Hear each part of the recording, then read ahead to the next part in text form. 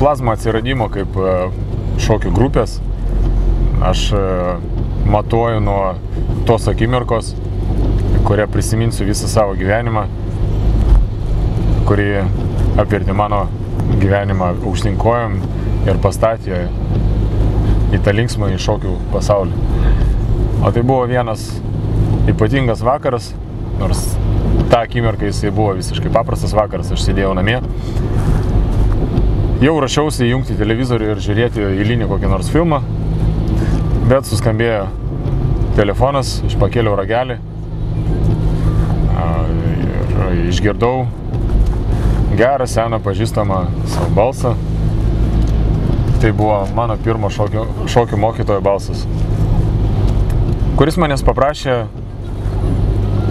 sukurti šokį, atvažiuoti į mokyklą, sukurti šokį panelėms, šokėjams, kolektyvui mokyklos. Paklausė, ar aš turiu laiko, sakiau taip, turiu, tuo metu turėjau tokias taip vadinamas akademinius atostogas. Ir be abejo sutikau, pasakiau taip, gerai.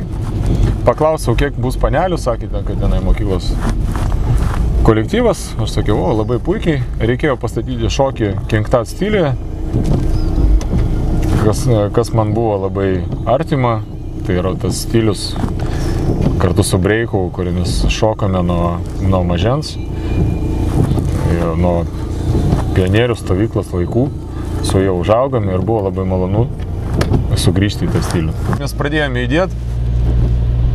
Aš atsistojau, kaip sakant, su viena panelė ir gavosi taip, kad mes atsistojome poromis ir pradėjome statyti šokį 4 žmonėms. Vienas stovėjo kitam už nugaros, mes keitėme brėžinius, labai įdomiai viskas taip sklandžiai, viskas vyko, bet aš visiškai nesiruošiau tuo metu šokti, aš norėjau tik tai pastatyti šokį. Ir laukiau, kada mes surasim kokį nors 4 vaikiną. Galų gale mes ir neradome to 4 vaikino ir aš prisijungiau prie tos trijulės ir tokiu būdu atsirado plazma.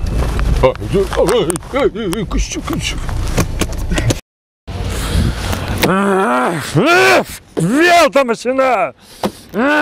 Shit!